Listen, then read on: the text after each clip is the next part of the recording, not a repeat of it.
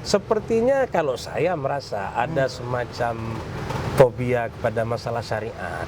Ya. Nah, ini kan fobia ini, ya itulah yang saya bilang kadang-kadang fobia terhadap Islam. Padahal Islam ini mengatur yang lebih baik terhadap masyarakatnya begitu.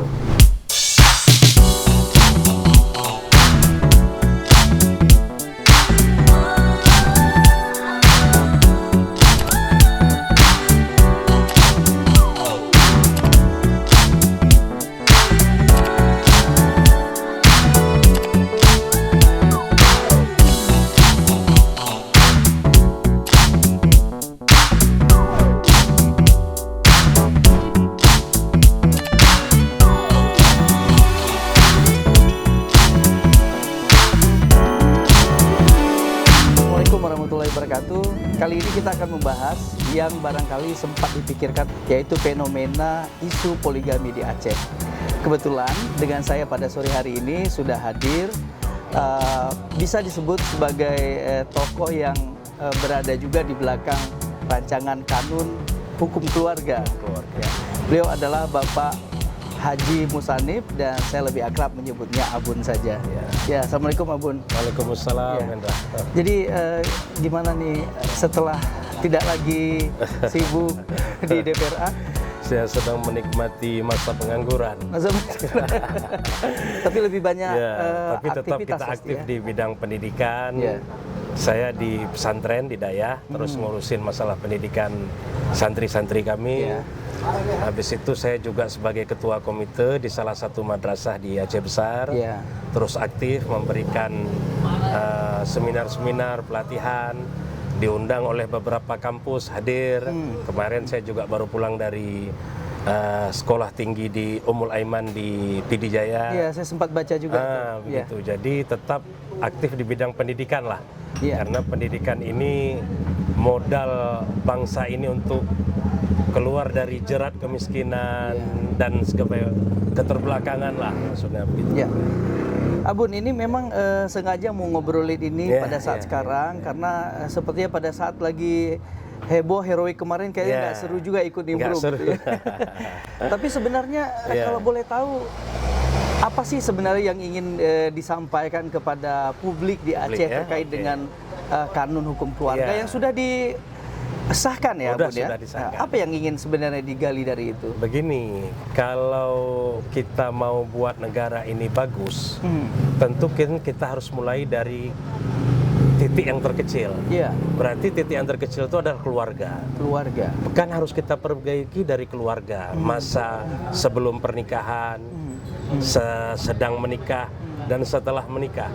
Kalau bagus satu-satu keluarga ini, kita yakini berarti bangsa ini akan bagus juga. Kan gitu ke depan kan. Nah, selama ini bukan tidak ada yang mengatur tentang itu, tapi Aceh merasa harus lebih mendetil mengaturnya. Maka kita buat kanun hukum keluarga. Di awal-awal waktu diajukan oleh eksekutif, kami bertanya juga, kira-kira apa kepentingan kanun itu diajukan?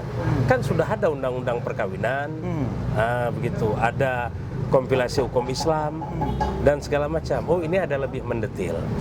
Kita sesuaikan dengan budaya-budaya yang ada di Aceh, yang selama ini sudah dijalankan oleh masyarakat Aceh. Maka kita mintalah konsepnya, katanya kan sudah di sebelum proses itu naskah akademiknya itu sudah dimasukkan ke Unimal. Jadi akademisi Unimal yang menggodok itu.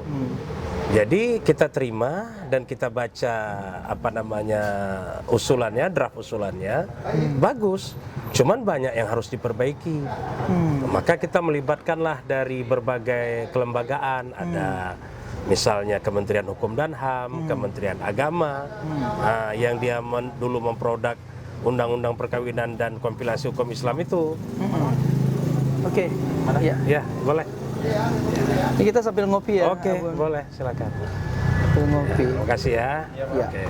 Jadi setelah digodok. Setelah digodok, kita lihat, kita libatkan beberapa lembaga itu, Kemenkumham, Kementerian Agama, Kepolisian, BNN, Kesehatan, Kementerian Perempuan dan Pemberdayaan Perempuan dan Anak, ya kan?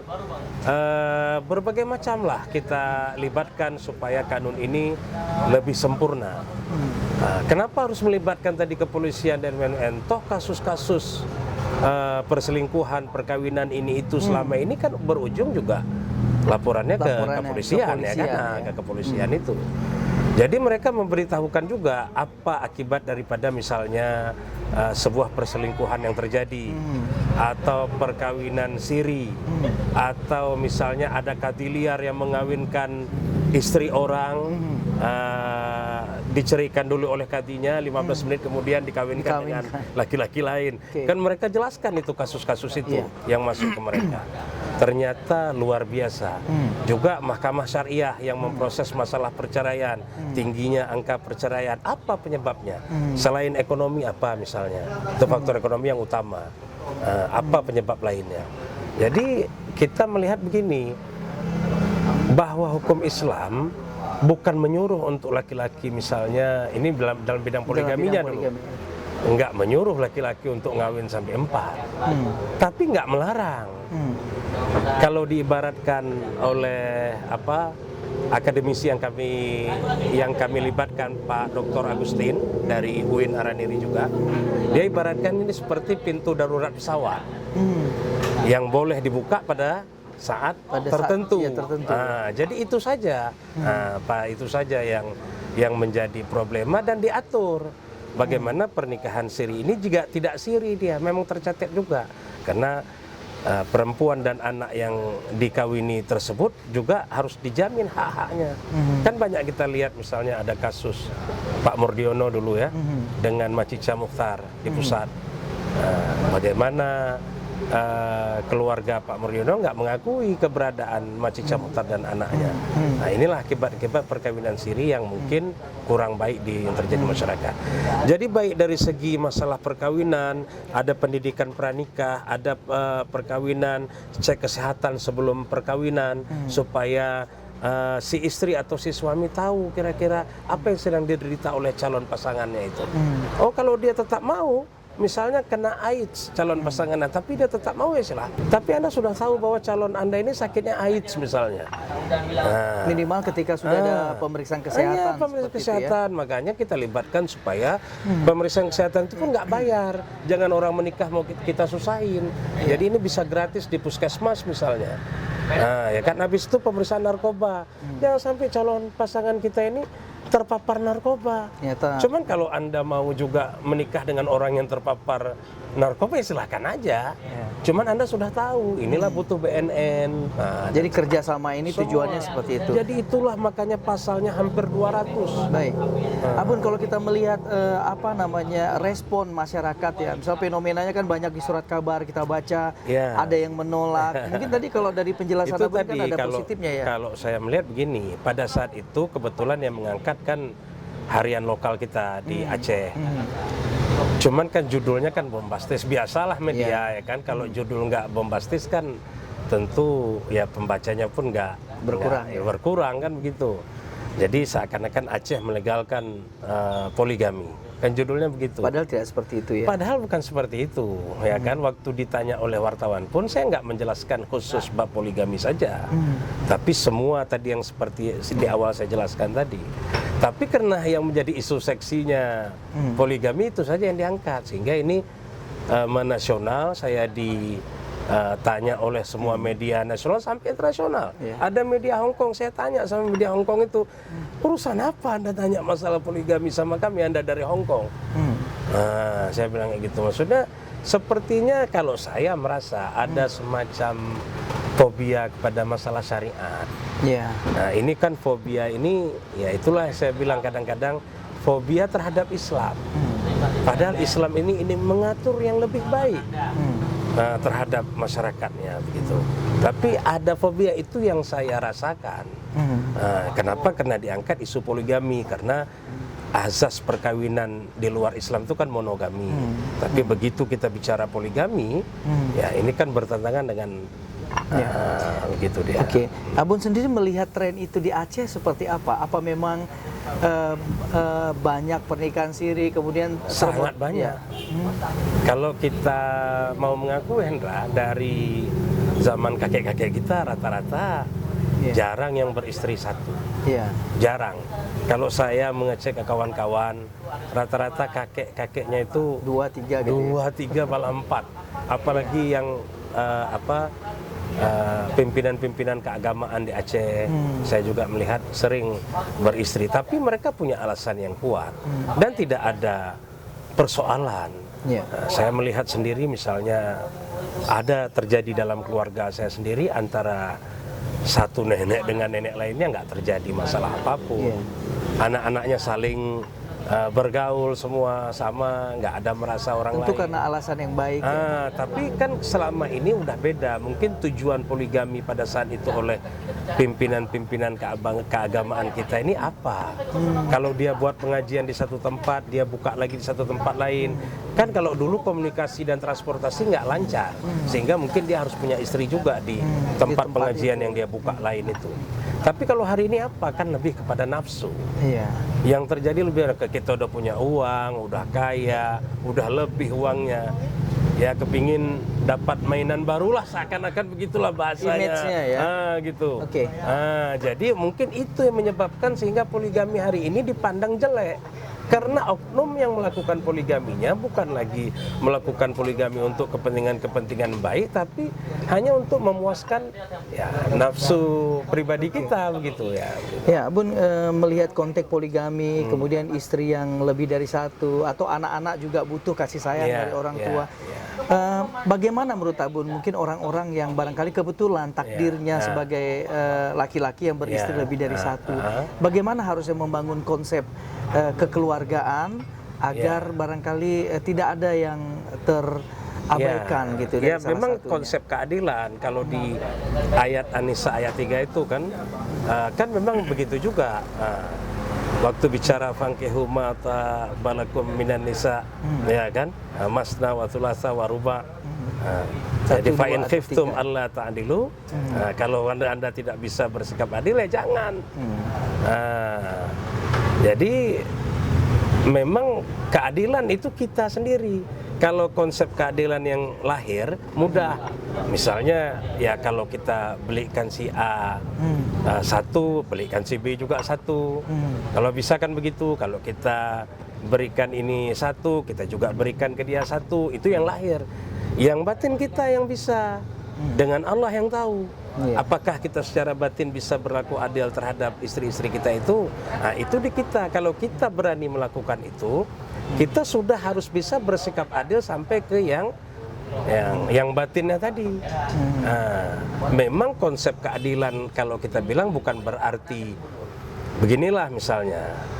Kalau petugas cleaning service di satu lembaga kan lebih capek dari seorang pimpinan lembaga itu. Tapi apakah gaji seorang cleaning service akan lebih besar dari pimpinan lembaga tersebut? Kan enggak. Konsep keadilan katanya seperti itu. Tapi kalau bisa untuk urusan istri enggak begitu. Kalau kita bisa berlaku adil terhadap yang lahir, juga harus bisa berlaku adil terhadap yang batin. Orang nggak bisa membicarakan itu karena ini kan menyangkut hati, ya kan? Jadi kita sendiri, begitu kita mau melakukan itu, siap melakukan itu, kita harus bisa melakukan ini kita sendiri, supaya sampai ke yang batin pun kita bisa berlaku adil untuk istri-istri kita. Itu mungkin baru Allah berikan keberkahan terhadap keluarga itu. Atau artinya sama dengan rumit juga sih sebenarnya. Memang. Makanya saya bilang kanun ini kalau saya melihatnya, kalau dari perspektif kita laki-laki ini merugikan. Karena semakin berat untuk bisa berpoligami. Ini kalau dari laki-laki, Hendra. Kalau dari perempuan luar biasa keuntungannya. Membuat lelaki untuk tidak mudah berpoligami. Juga kalau dia tetap mau berpoligami, keadaan yang dituntut oleh kanun ini lebih berat. Enggak semudah itu. Ada hukumannya yang akan diberikan apabila dia tidak bisa berlaku adil atau menipu istrinya dengan alasan-alasan dia berpoligami. Istri punya hak menuntut juga ke mahkamah syariah. Tadi kalau ngobrol di awal, kalau Abu juga sudah pergi ke lembaga-lembaga pendidikan, tanggapan-tanggapan kita sudah bacalah di koran gitu ya. Tapi tanggapannya sebagian seperti apa orang sih? sudah mengerti sekarang, karena kan mungkin kanun yang sudah disahkan itu sudah mulai disebar, sudah mulai ada yang membacanya, ya kan? Tetapi kan sebagian yang belum tetap masih judul tadi, Aceh melegalkan poligami. Jadi kalau ketemu saya tetap nanya, gimana itu masalah poligami? Jadi kita harus jelaskan, baru orang mengerti, oh begitu dia. Jadi mahasiswa-mahasiswi yang saya temui semua akhirnya kan bertanya yang sama. iya, bertanya yang sama, tapi kan bisa mengerti. Jadi Abun kan sempat juga tuh dalam suasana yang merasa tertuduh sebagai orang Oh iya, misalnya Itu gini, bagaimana contoh, kita dihakimi oleh ya kita bilang beberapa LSM, saya nggak usah sebutkan. Misalnya ada pertanyaan begini, Pak Musannif tahu bagaimana agama mengatur kalau kita nafsu berlebihan? Begitu. Enggak disuruh kawin lagi, tapi disuruh apa? Puasa. Saya kan harus jawab, betul disuruh puasa oleh agama bagi yang nggak mampu. Bagi yang mampu nggak disuruh. Kalau Anda mampu silakan. Nah itu contoh. Atau begini, perempuan mana yang Pak Musannif bilang mau dilindungi? Perempuan yang menzalimi kami itu. Saya bilang Allah menciptakan perempuan, bukan Anda satu orang. Ada jutaan perempuan lain di luar sana yang nasibnya nggak seperti Anda, kebetulan menjadi istri pertama. Bisa jadi Allah mentakdirkan dia jadi istri kedua. Dia perempuan juga, makhluk Allah juga yang harus dilindungi. Begitu kan? Jawaban saya. Jadi jangan Anda pikir Allah ciptakan hukum ini untuk Anda seorang. Jadi bisa dipahami dengan cara seperti itu ya? Jawaban-jawaban yang hanya ya menurut pertanyaan begitu harus kita jawab kan? Ya kan? Betul. Nah, saya harus cepat bisa menjawab itu, karena kalau enggak digiring. Seakan-akan kita mau melindungi perempuan yang menzalimi perempuan-perempuan lainnya. Iya. Ini setelah sekarang istirahat dari Dewan. Jadi bagaimana masa depan dari kanun itu ke depan itu akan dikawal saya rasa begini, pemerintah eksekutif selaku pengusul kanun itu pasti akan mengawal. Cuman kalau dirasakan bahwa ada yang masih belum lengkap, belum sempurna, atau ada yang bertentangan kemungkinan dengan hukum-hukum Islam, ya bisa saja sebuah kanun direvisi, ya kan? Direvisi. Tetapi sepanjang yang kami bicarakan sampai waktu kami konsultasi terakhir di Jakarta, itu dilibatkan semua kelembagaan oleh Kementerian Dalam Negeri. Dari kepolisian diundang, dari MUI, ya kan, akademisi UI diundang, dari Kementerian Keagamaan, Pemberdayaan Perempuan tadi, Kemenkumham, semua hadir kan. Oh, udah dikritisi, mereka akhirnya setuju, pokoknya disahkan dulu, ya kan, udah bagus. Insya Allah ini kami udah dukung juga semua, Kementerian Dalam Negeri juga udah menurunkan suratnya. Ya udah, oke, jalan, Bismillah, kita sahkan, ya kan. Nah, jadi saya pikir begitu, sebuah kanun atau aturan perundang-undangan baik yang disusun oleh DPR RI berupa undang-undang atau perda kanun yang disusun oleh pemerintah provinsi, ya kan, kabupaten kota, kalau memang kira-kira menurut kondisinya nanti ada yang perlu direvisi, bisa. Kanun OSIS kita aja udah berapa kali direvisi. Nah, terus kan ada tudingan juga ke kami pada saat itu, ngapain tuh DPR hanya ngurus masalah selangkangan aja, bahasanya begitu, ya kan. Saya bilang DPR itu memang dia tempat perwakilan rakyat yang semua hal yang terjadi dalam masyarakat itu diurus. Kanun ekonomi ada juga, kanun KEK, lembaga keuangan syariah, macam-macam, kanun investasi, kanun badan usaha milik Aceh. Jadi kanun ekonomi diurus, kanun lingkungan hidup, kanun perlindungan satwa. kanun hukum keluarga. Jadi semua hal, bukan hanya urusan Itu hanya sebagian kecil jadi saja ya. itu kan menurut komisi 1 urusan pemerintahan, komisi 2 urusan ekonomi, komisi 3 keuangan, komisi 4 infrastruktur, komisi 5 pendidikan, komisi 6 sosial kesehatan, Dan itu komisi tugas 7 agama ya. dan budaya. Budaya. Kita juga urusin budaya. Kami juga kasih anggaran ke Disbudpar supaya budaya Aceh yang bersendikan syariat ini terus bisa mendukung pelaksanaan syariat Islam di Aceh. Ya. Nah, itu dia.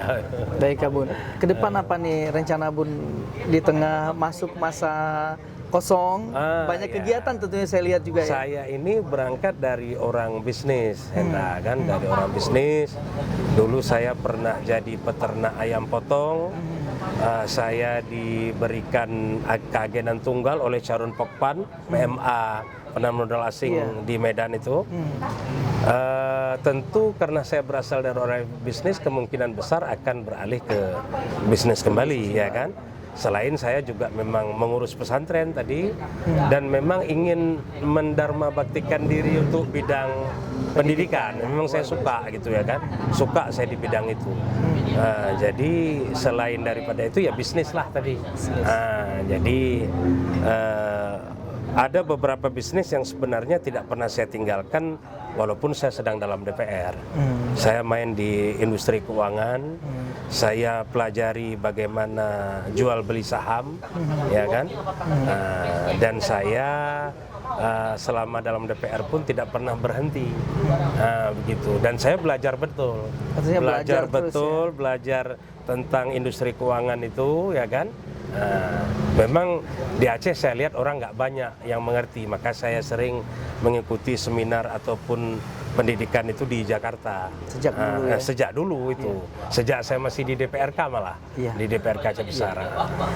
Baik ya Bun, terima kasih banyak.